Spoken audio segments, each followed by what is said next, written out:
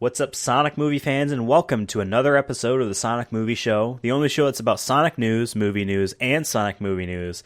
My name is Ethan, and with me on this contract for killing people is Devin. How about go fuck yourself? There you go. There you go. That's the only quote I had written down. There wasn't too many good ones, unfortunately. Or, at least they weren't, knocked out of the park. So I'm like, there's swearing in this. People like swearing, so here you go. Movies a stinker.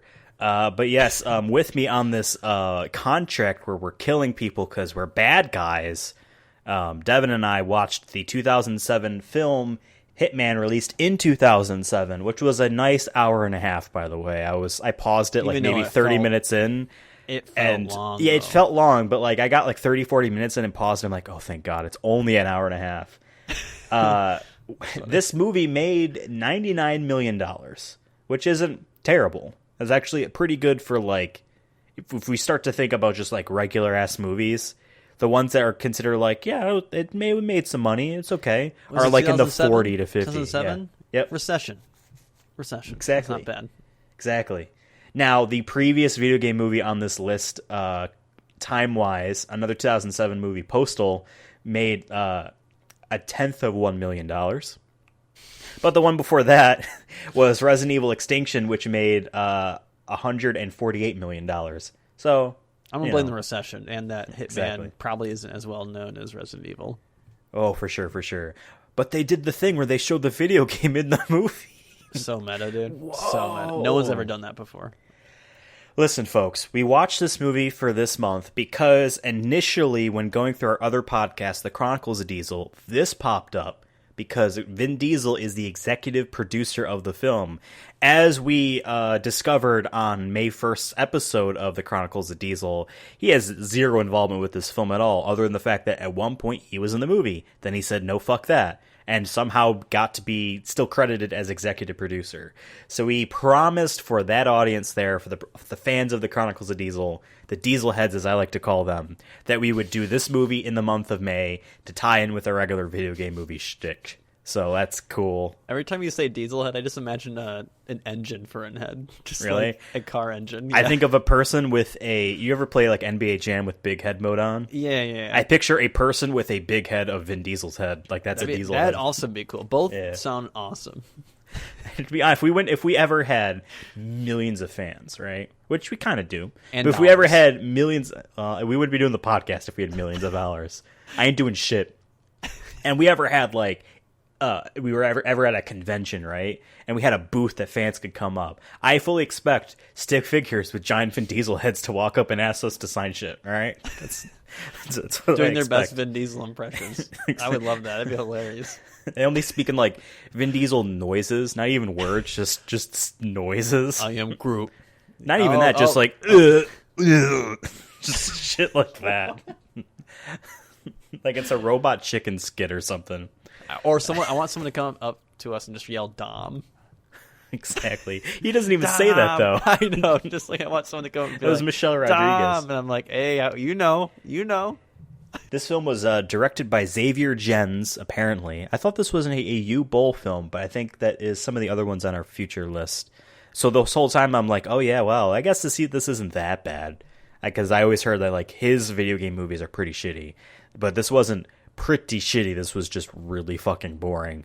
This was directed by Xavier Gens, starring Timothy Olyphant. Now, Devin, you and I know this person. Mm-hmm. He has been in a film that we watched for our podcast. Can you guess what film he was in? He was so familiar, and I just couldn't put my finger on it. Is it a Vin Diesel one or a video game one? Vin Diesel.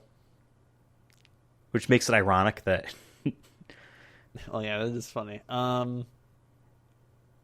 Is he in, Boiler Room or something?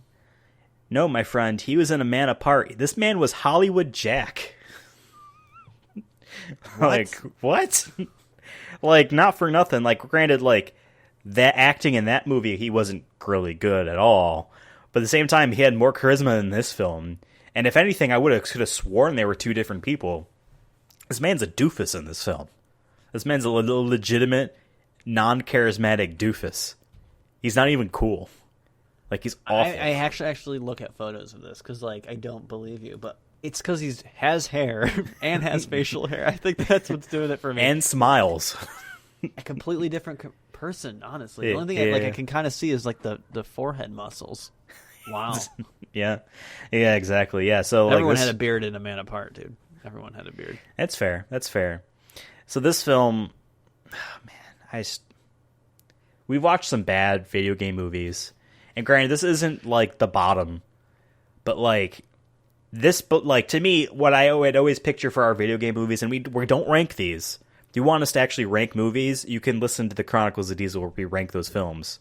We ranked like a scene he was in for 2 seconds, and that's in our ranking, right?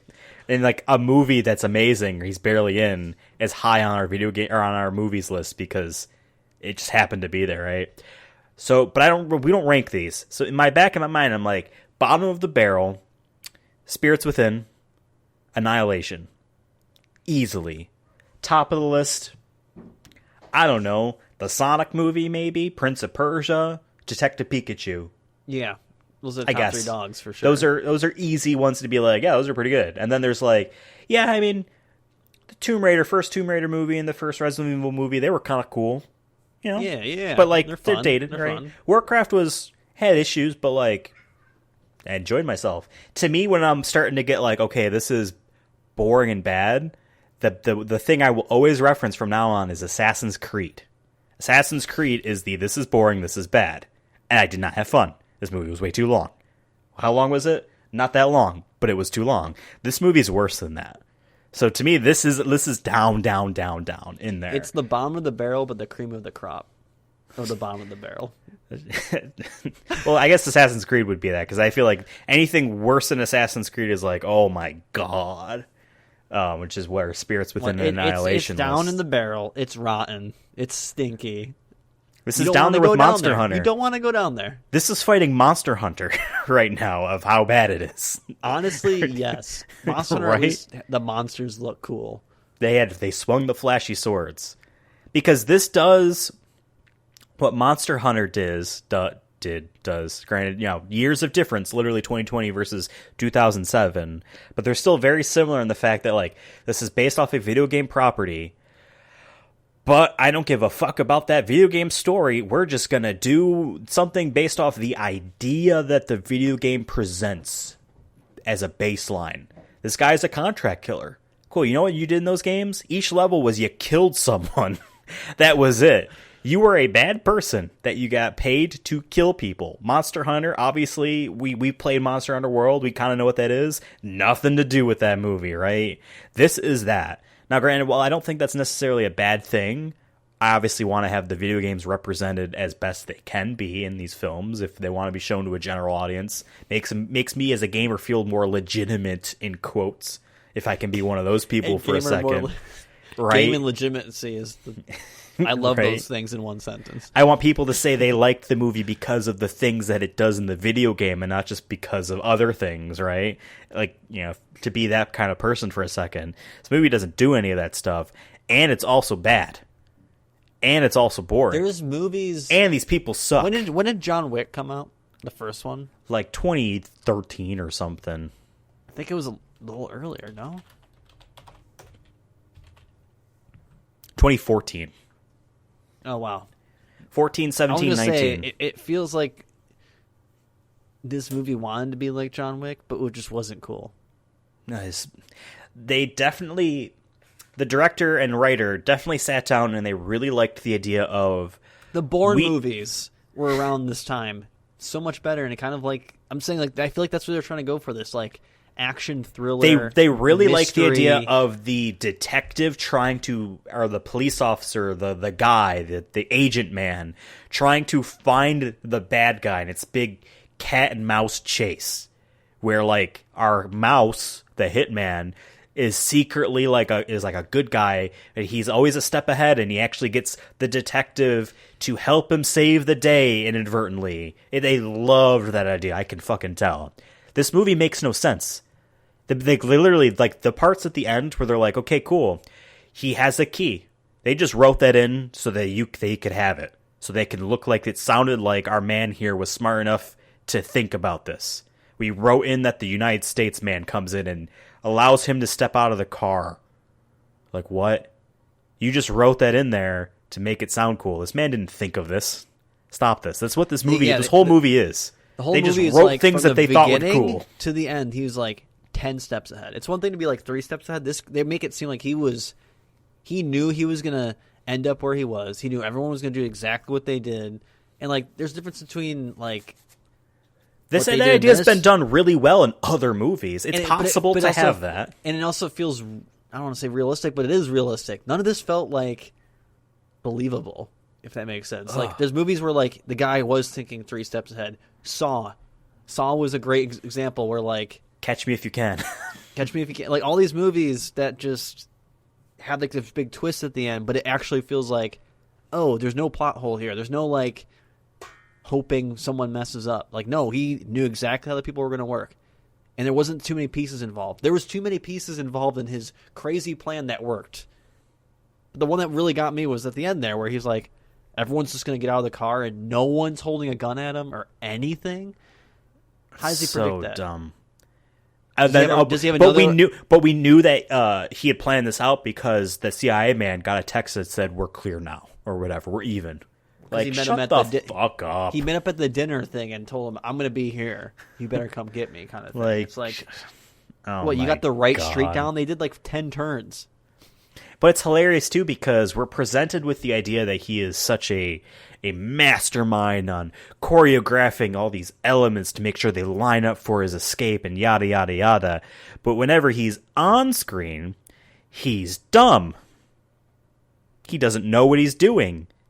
Facial expressions show that, at least. He just kind of like in the games, sandboxes his way through the environment, but not in a way that's interesting. He kind of bumbles through it and it works out. But off screen, he planned 10 steps ahead. He knew to leave the briefcase with the key to an historic church that the government that owns that church blows up with the helicopter. They shot up that church. And he the knew own that government they were shot be it up. At the church. Really? I get it. He probably planned, yes, if I kill the brother, this is where they will hold the wake. Okay. But you left the key way before you did that. By the way, when they, I don't even know why they all of a sudden just say, oh yeah, the good guys just have this briefcase that the hitman left behind. And so I guess he left us as a consolation prize? They found it at the crime scene. They just get to keep it. Well, what's funny is that in that scene where he's leaving that, he made it seem like he was in a rush. He didn't have time to think about what pieces were going to be in it. Like you said, there's moments where he acts like he's dumb or he's just on the fly thinking of things, which is what you would do in a Hitman game. You don't always predict every little thing that's going to happen. There's a general flow of things, but how you get to those points can be random and can be chosen by you. And during the scene where he's quickly rushing out of his apartment, the only thing they had prepared was that rope and stuff. I'm like, okay, cool, that makes sense. It's an and we saw route. Him set that up. Yeah, we saw him set that up, but he didn't look at the briefcase an extra second. He didn't oh, I'm gonna make sure to leave the key in here. He didn't acknowledge it. You know what would have made that a whole lot better? You show him putting a key, the thing that doesn't make any sense, in the case and leaving it there. You just quickly show that. Then there's actual payoff for that. But I bring this up because when our good guy there, Dougray Scott, or no, that's the actor, Mike Whittier, or whatever, opens the case and holds out the key, and then no one says it's a key. Did you realize it was a key? Because it looked like a fucking key. It had teeth. It's a key. What is this? And they're just reading the text. I'm like, what does it open is the question you want to be asking. And after they're at the church and they leave, or they're in the process, they're outside, stuff's already going on, then that's when he's like, oh yeah, it has the same thing. It says the same thing on the key. I guess it's a key. And it's going to open up the door that he's going to be staying in. How did he end up in that room, Devin? He didn't drag someone to that room. He just happened to find the guy there. You know what I mean? He cornered him there, yeah. It's not like he Yeah, there's definitely some just weird ways of showing how smart he is. Because like you said, the acting itself, I don't think was that great. And the acting made it seem like he doesn't know what he was doing, or he was an amateur, or maybe he's been doing it for a while, but he's not like the best at it. You know, he's going to make mistakes. He might kill people on accident. He might go down the wrong hallway. But then there's moments during like the action scenes, or when the cop is trying to find him, the detective's trying to find him, everything is exactly how he planned it. Yeah, he's Neo from the fucking Matrix. Yeah, he's 20 steps ahead to the point where it didn't feel believable, and his acting and the character itself didn't make it seem like he would be smart enough to do any of these things. What the movie shows us and what the movie tells us about this character contradict each other very easily. Even honestly, if you plugged John Wick in, like let's say this was a John Wick sequel and you plug this in, I would still be like, no, this is too much. Like this is too much moving pieces, too many characters involved. Not even John Wick could have thought of something this brilliant. This hour-and-a-half long movie spends an hour before it decides to actually establish the woman's character. As soon as when they're in the car and she's like, I always wanted to own a vineyard like my dad. I'm like, there we go. This character now is a character because she has a goal/dream. She has something to want. Can we talk about her? We finally got this. I don't even care about that. You know what I care about is that like first she's like this because she's a prostitute, right? Hates it, has to sell her body, not by choice. Then she's like a slave. Basically a slave for the one guy, right? And then they're like, she's basically has all this trauma, and also she now is getting more trauma by being captured by Mr. Hitman here, and basically he takes her as hostage, puts her in the trunk, right, at one point, and takes her out, and like she's all blah, and then all but like like a switch happens. She's like, you know what, this isn't that bad. You know, I'm starting to have feelings for this guy. This guy's I'm having cute. fun. Like, yeah, I get it. Sudden, you're damaged goods, but like, come on. There's no gray area transition between these two. It was just like light and day, where all of a sudden she's like, "Oh, I'm naked now." Which, by the way, I was not expecting any nudity in this film. And it's all her, but there's a lot of it. I was not expecting Bush, let alone, you know what I mean? Yeah, no, I was like, is this the first video game movie with Bush? I don't know. It might be. But like, maybe that's part of the unrated version. I don't know. But actually, probably, yeah. You might, and think about that. Think about that. Well, I thought the unrated version was going to be like just deleted scenes, maybe some extra violence. I may be mistaken. Splatter. Can an R-rated film? Yeah, an R-rated film can have nudity in it. Because Shining has Okay, yeah. Because I was going to say, if that's not the case, then the unrated version is where her only character growth ever happens. And that's where you see the scene of her we actually get to see her being tortured and abused as a sex slave. But her character is awful. Yeah, awful. And then we see this. Then she has like that weird sex scene too, and I'm like, where is this coming from? He literally held you in a fucking trunk for I don't know how long, but it seemed at least more than 5 hours, 8 hours, twice. She shot someone. He shot someone in front of you at gunpoint, and you have the hots for him. This doesn't make. He's mysterious. No, he's not. He sucks. This movie does the thing that a lot of movies like to do, where our very stone cold good guy or bad guy has a change of heart in how he goes about things because he falls in love with the woman that happens to domino into his life, into what he's doing.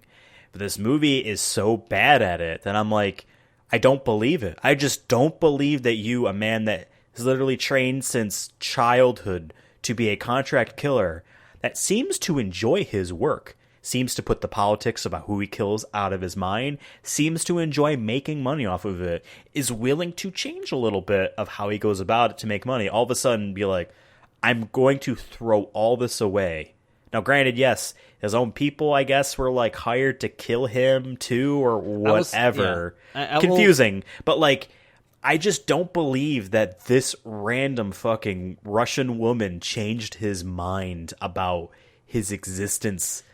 You know what I mean? I feel like this situation would have happened at some point too, where he needed to kill someone, either a woman or just in general, just like someone's taken hostage. I'm sure he's done human trafficking. Didn't he mention at one point, he's like, I don't do hostages or something? I don't remember what he said, but that might have been a different movie. I don't freaking know. We've done some of these like we just did, you know what we did? Just did Babylon AD, so that's where my brain is too, where we just did a bad guy falls in love with girl through trauma. Kid. I still don't Situation. believe. Speaking about not believing what the movie tells us, I don't believe that she was older than 18, let alone pregnant. Yeah, I mean, this movie also does the thing, and I pay attention to this. The stone cold contract killer still doesn't have to be the outright blood stone cold killer when it actually matters in fights. He'll when they're fighting with swords in the train, and he knocks the guy into the wall, and it looks like he walks away as if like, hey, if you stay there, you live. Then the guy, like, he does that kind of stuff, but like that does not work for who he is. There's no way he would be this good. You know what I mean? How does this organization survive when they have this guy that leaves evidence with their fucking logo all over the place? At one point, the motherfucker holds up a vial with the video game logo on it. I'm like, that's the organization's logo, right? I was gonna say, isn't the name called the organization? Yeah. Freaking dumb. They're the Illuminati. Yeah. It's dumb. I get it. The video game is like cool visual identifier is the fact that he's got a barcode tattooed on the back of his head. I get it. I can ignore the fact that it's very easy to fucking find this man in a headshot crowd. Look for the bald man with a barcode on the back of his head. If it's not him, the other guy must be bad then too, because we know that they're all like this, right? But then like the movie goes out of the way to be like, he'll always find a 3-piece suit with a red tie. He's going to walk into a store that only sells that when he's in his pajamas, so he can walk out like that. I want to know how that works. Or does he? Hey, he just stole it. That's probably it. No, he walked into a men's I mean? warehouse. He's like, "This is mine now." I'm like, "Okay, barcode on the back of your head, man. Sure." Right. Actually, I wanted to mention that in the beginning, I thought that this is super, super random, but you're just talking about like the kids getting tatted and stuff. I thought that was cool, and then like I didn't take it as seriously when they had a big chalkboard and all the kids were looking at it. It just said the word discipline. Yeah. And I'm like, what is that? When you point at that, be like, discipline. You're like, I get it. This is what we're doing right now. Discipline, yes. Not even like, exactly. It would have been goofy still, but it would have been less goofy if it just said like, Hitman. Or just like, there was another fucking hire. movie we watched where it was something like that too, where it was like, what are they actually learning here? What are they learning? You're not teaching them anything. You're just showing the audience symbolism. That's it.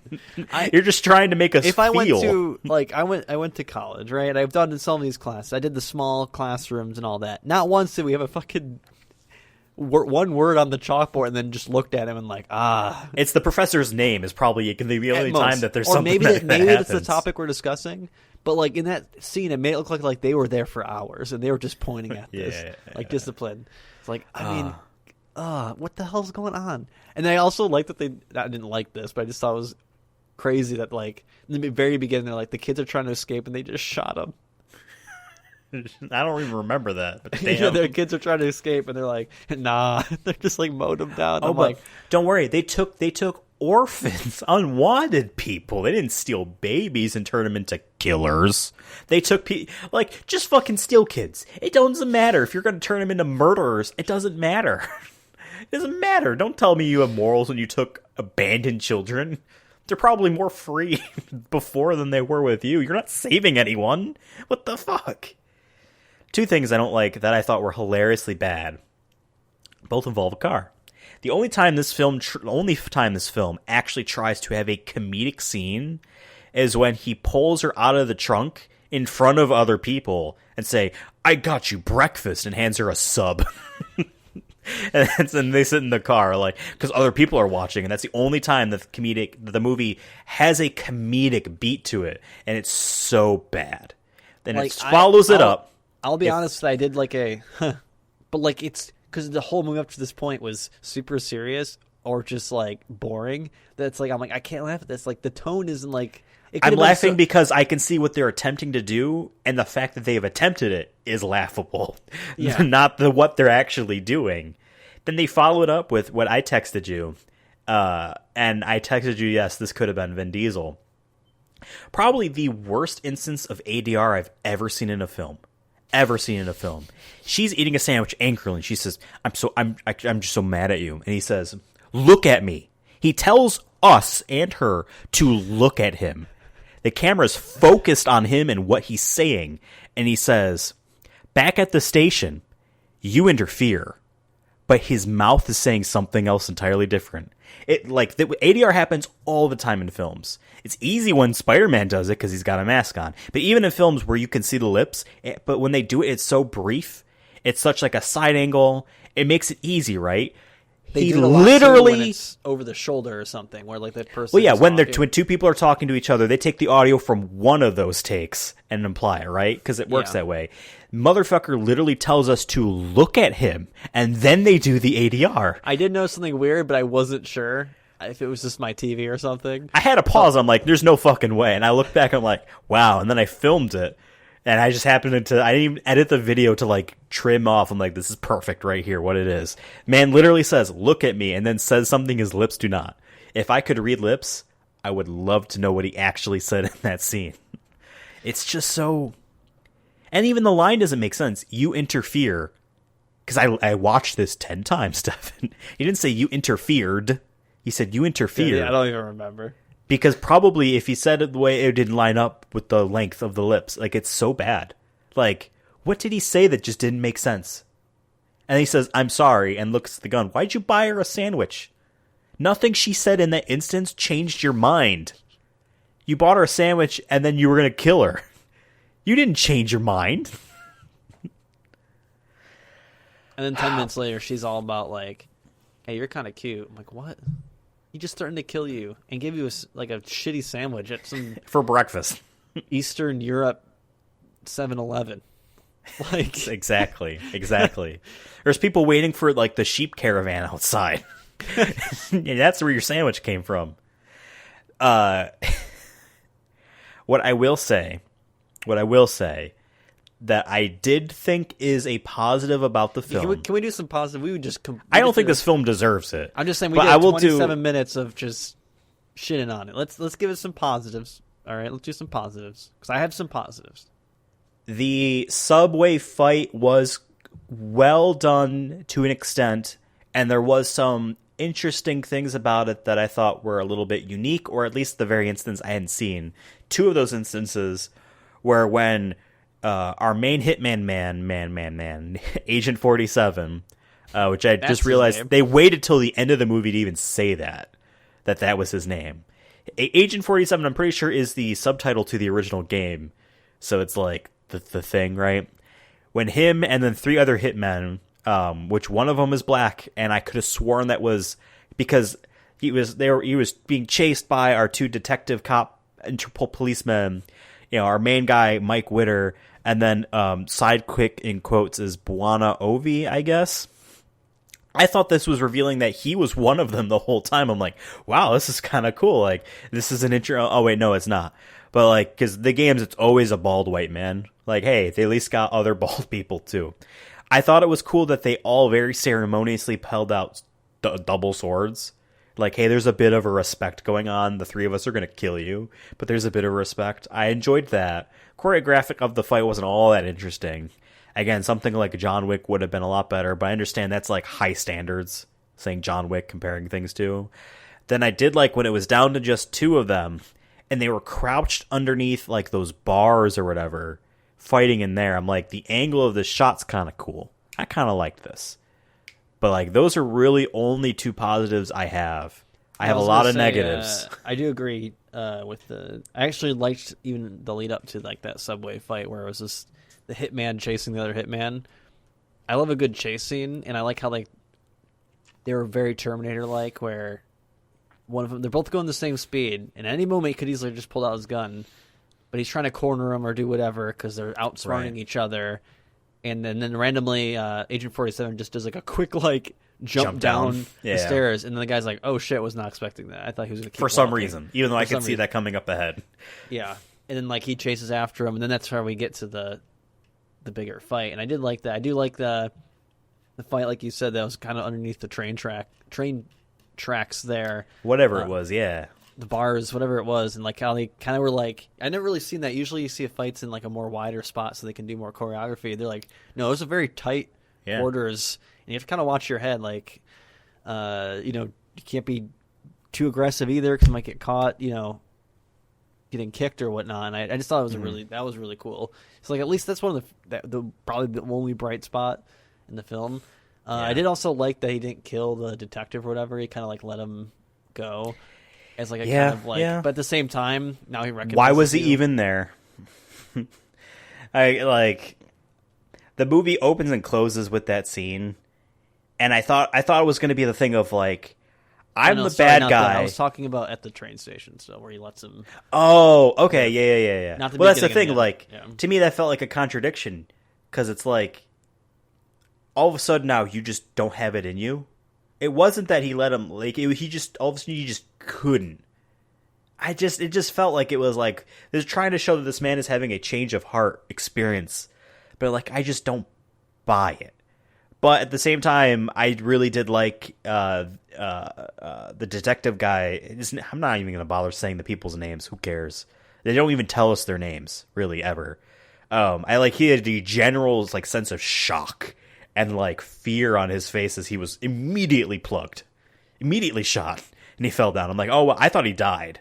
Like, now granted, he didn't immediately decide to retire because I would have, especially since the Russian FBC or whatever, KGB or whatever guy, right, said like, hey, we'll send you home with medals of honor and praise and all, and you did your job. I would have been immediately like, yep, I'll take that. I'm going home. I have a wife and child or maybe more. That's such a trope in like, but I need American to find films, him. Especially is like when it comes to like the FBI, CIA, or even like military films, they're always like, I retired, or they'll retire and come back, or they're like, I refuse to retire. There's justice that needs to be served. It's like, bro, this is a job, I thought. Yeah, and like this, and like it just goes back to like the whole power trip of being like in charge or whatnot. Like it's not even about the money or anything, the career for them. It's always about like bringing someone to justice. And it's funny how like we're like I feel like American audiences in general just are like, yeah, that's cool. Like no, actually, like that should be an issue that like people care that much about like whether willing to like put other people at risk and then themselves at risk. I think that's just not healthy. No job should require that. I'm curious though, was this an American film a Hollywood film? I don't actually know. British film? Well, again, I initially thought this was a Uwe Boll film. The director, and he's German, and his movies are German productions. So, like, the whole time I'm like, yeah, not a single one of these people is American until, like, the bad American guy tricks him and then allow the hitman to escape. But, yeah, I don't know. Because these guys are, like, British and German. I think maybe... I don't know. I think it'd probably be a British film, if anything. But I still... It's French. I think in general, it's a French film.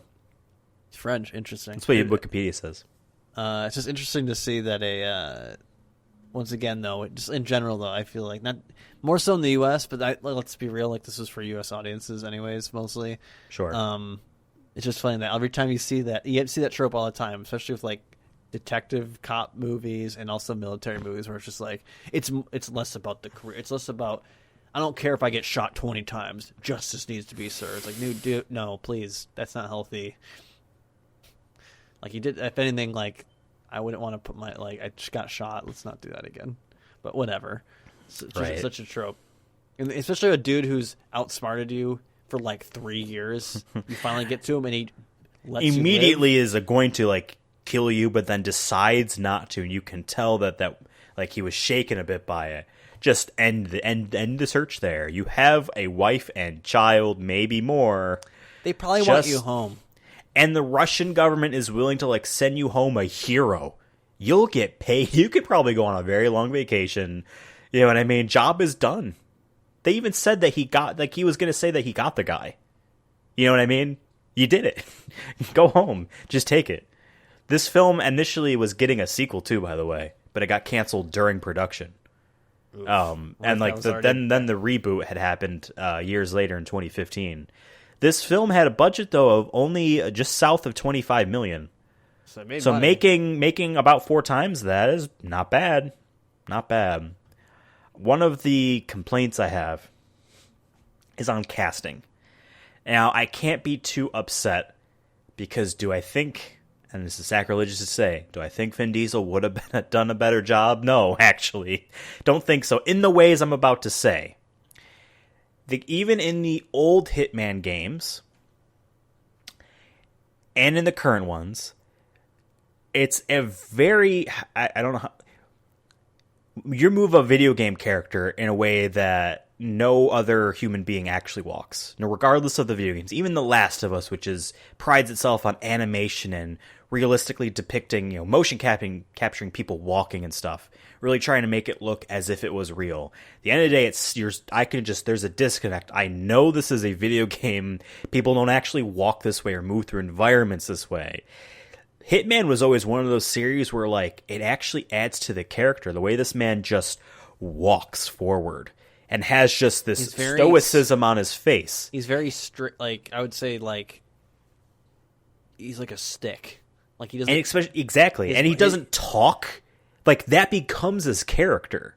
And when he runs, he's just going a little quicker. It's not like he's... Exactly. Right? There's so much character in that, even though, that's not how... It's very much it's actually just the video game aspects of it is now tying to the character.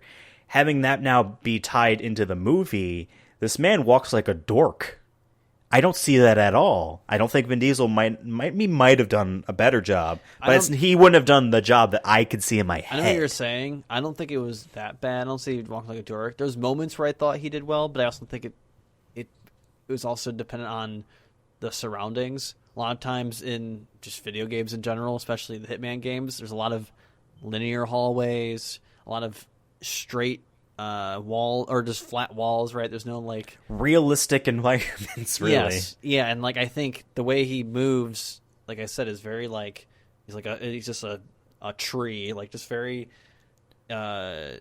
You're pushing forward on an analog stick type of movement. And he's honestly like a robot in a way, where he just kind of he is so casually confident. And he's there for business. He's almost on a rail, if that makes sense, but you do control a rail. But he just feels very robotic, and I don't think there's anything wrong with that. And there was moments when I feel in the movie where he kind of walked like that, especially during the hotel there, because I think the hallways added to the illusion of it that he's not moving very much, and I think the camera angle helped.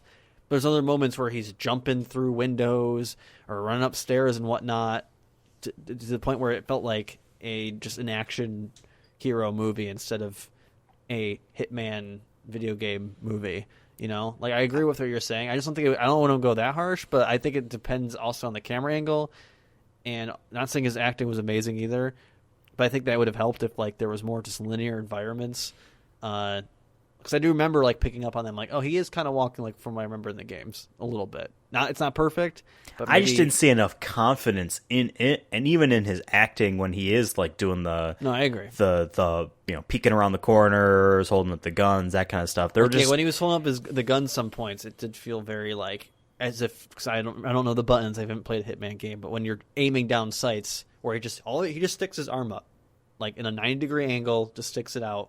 And he does do that in the movie a couple moments, but it's not enough at the same time for me to feel like it was consistent.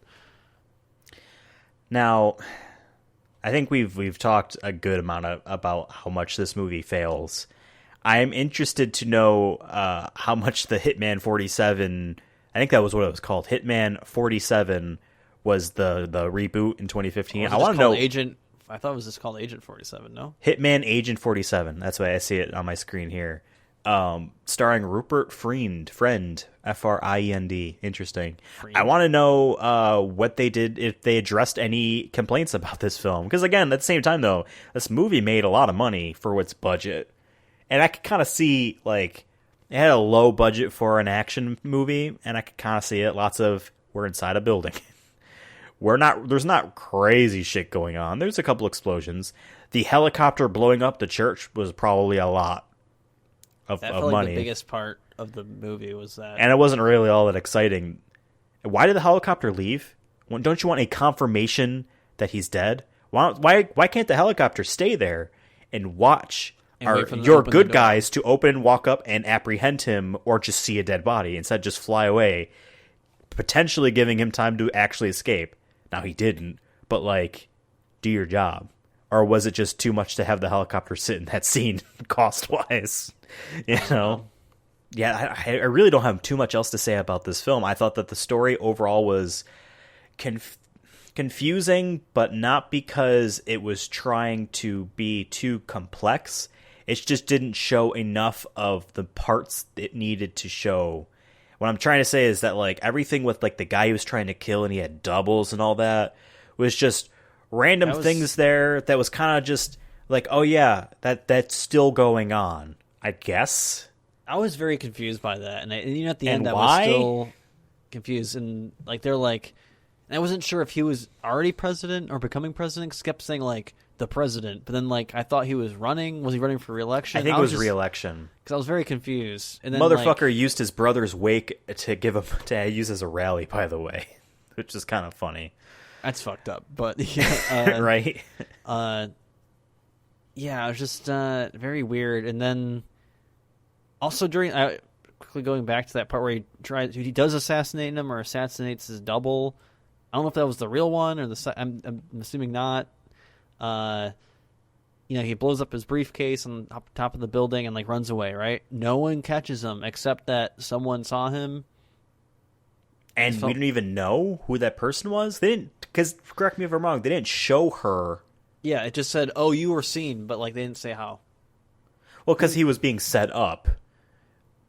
But she wound up not being involved at all, and then he was supposed to just go out there because he was supposed to be assassinated, right? Right. Yeah. Someone else. He was being set up by his own people.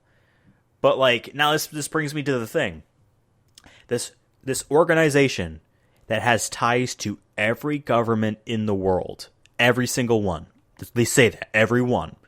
They are non-biased in the sense that they don't care about the politics of it all somehow. And they don't like You're involved in all the governments, but you don't care about politics. Do they know that the governments know? By the way, in any case, this Illuminati, they don't care about world domination. Apparently, they just want to organize people that can be freelance contract agents or something. Whatever, hitmen, whatever. The best of the best are for a price, right? Why all of a sudden are they willing to then get involved with the politics of this Russian president re-election thing and have one of their own guys be assassinated? How does this organization stay around this long if they were willing to do this? You know what I mean? Also, it just doesn't feel like this makes sense. If they're related to all the governments or they have some sort of ties with all of them, wouldn't they, like, let's say even just let's do the United States, right? And you're like, you're Joseph Robinette Biden Jr., all right? And you're like, man, it'd be just great if, like, we just took out Putin right now. Like, you know what I mean? Like, basically what it seems like is, like, anyone can hire anybody, but couldn't, like, you hire Hitman, and then Putin's like, I'm going to hire Hitman, too, to get Biden. Like, I'm like, so if everyone's connected, wouldn't everyone just be killing each other? Wouldn't you know? Or, like, hey, does anyone have a hit on me? Like, couldn't you reach out to their customer service or something? I'm just Either confused. that or it's just the ultimate deterrence. You know? Like, But it's never treated that way. It honestly, like, if they didn't say this organization had ties to every government, I would believe this movie a whole lot more. But because it says that, I'm like, so what's your scope in this, buddy? I'm pretty sure our detective man here says you're also the best of them. So you're the best of them, and they're trying to kill you for money, which is what they're paying you to do for other people, and they're, like, world encompassing. You're killing off your top producer, your best worker. How much? Whatever. This movie sucks ass. I also like how they this goes back to the Assassin's Creed thing where they say something political and they want you to think about it, but then they never talk about it again, or they just be very vague the whole time. This is even worse. You're right. This movie is basically worse Assassin's Creed, where it grabs some source material and then doesn't do too much with it, really. And there's like one moment where they mention something about being a moderate and how that's super dangerous. I didn't even pick up on that. I wrote it down, like, because the president, or whatever, is a moderate. They kept saying he's a moderate. But they did say something about... He seemed pretty, like, in his demeanor, pretty reactionary.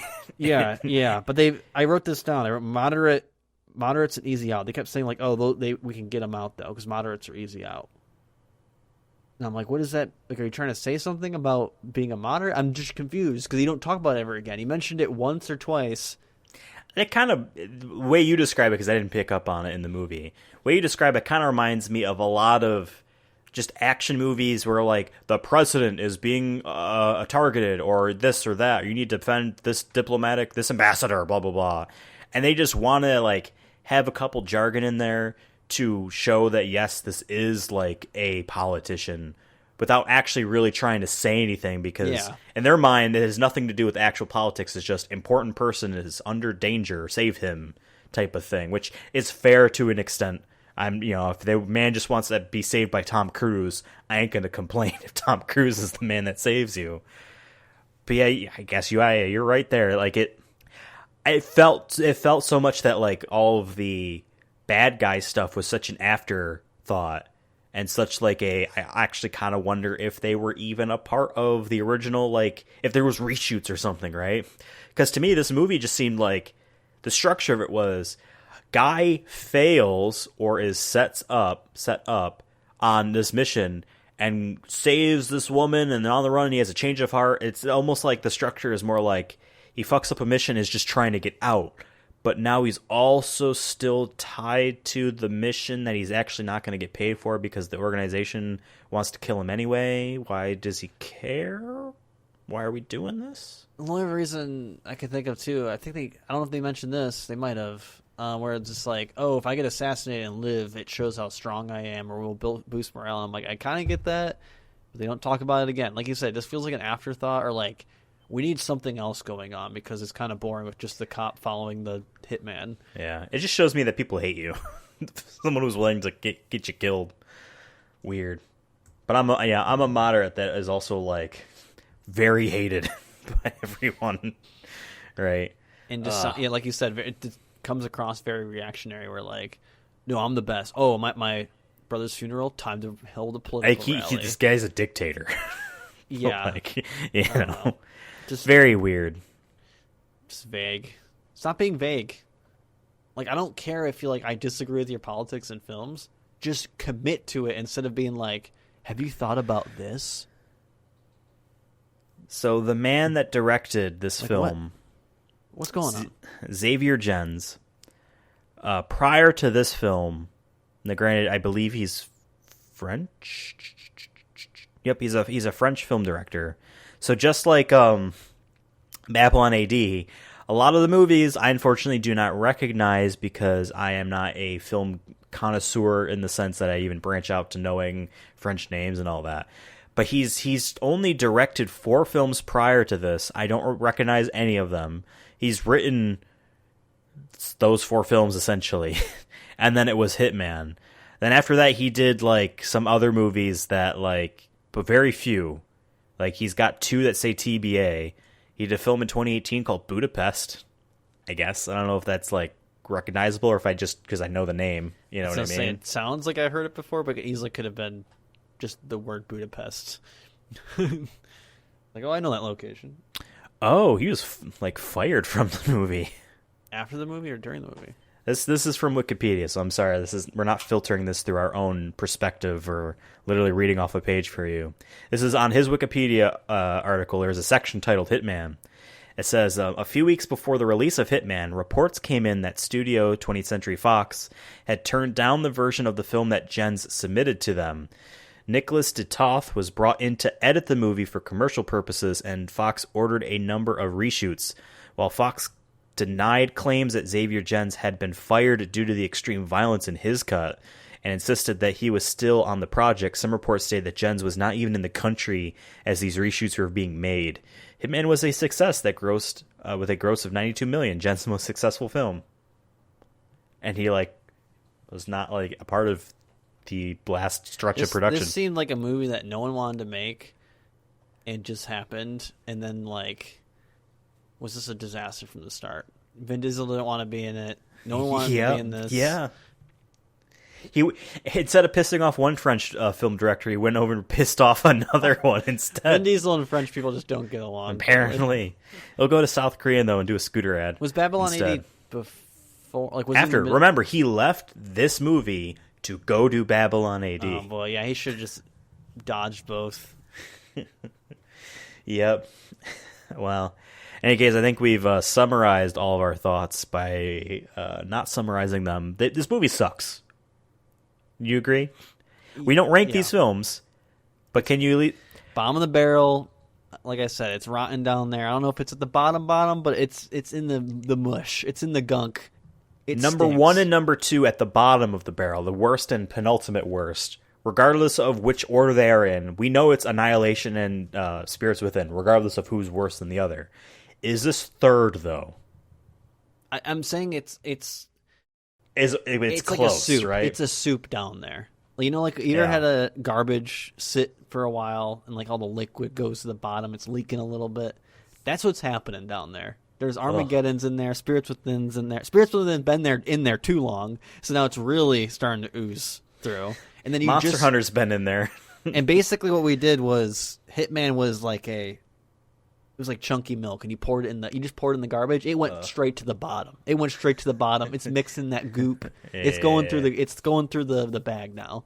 All right, our garbage can's getting bigger and bigger, and it's stinking. There's nothing to like about this film. Maybe if we're lucky, we'll get something that's pretty good, and we can at least put a lid on it. There you go. You've put a lid on your analogy there. I think the best way I can describe the feelings about these bottom of the barrel films is there's nothing to like about it. There's nothing to like about it. There's nothing to like about this film. There's something to really enjoy about Silent Hill. That wasn't a good movie at all, but there's a lot of cool stuff in it. There's nothing cool in this film. Like, yeah, I guess there are things that you could be described as cool. There was one scene that was cool, like which should have been on YouTube. It's a fan film. There you go. The Honestly, Hitman fan film. This is remember when Nathan Fillion did a fan Uncharted film? Yeah, basically that. That's but what if you this did a whole plot around it, it might not have been good. We don't know. Right, but like, exactly. But like, it's probably would have been great. It's just like a standalone. You can walk away and be like, that was cool. Good job, Nathan Fillion. You did the thing. Honestly, you're right. If we can go back, if we can grab just like that 10 minutes there, we can just grab that and like bring it back to 2000. And you title it Hitman Level Gone Wrong. He's now trying to run away. Yeah. That's it, you know. We go back to like 2005 and you drop it on YouTube. People would have loved that shit. Oh my god, it's up there with the keyboard cat. Exactly. It's been iconic. Right? Icon. She's an icon. Queen with the KW. Let's wrap up this episode of the Sonic Movie Show. We like to do movie reviews of video game films, so if you have any that you'd suggest to us, we're open to them to a degree. Tweet at the show at Sonic Movie Show. Tweet at me at Ethan, absolutely, and Devin is on Twitter at CURSONAFUN, Cursona Fun. Let us know what you thought about this stinker of a film, and without spoiling it, if you've seen the 2015 reboot, tell us what you thought about that. If they've learned any lessons from this apparently successful film, though. This was a successful film. Does the milk not expire this time? I don't know. Exactly. The tattoo. See you later. Bye. Goodbye. Ugh.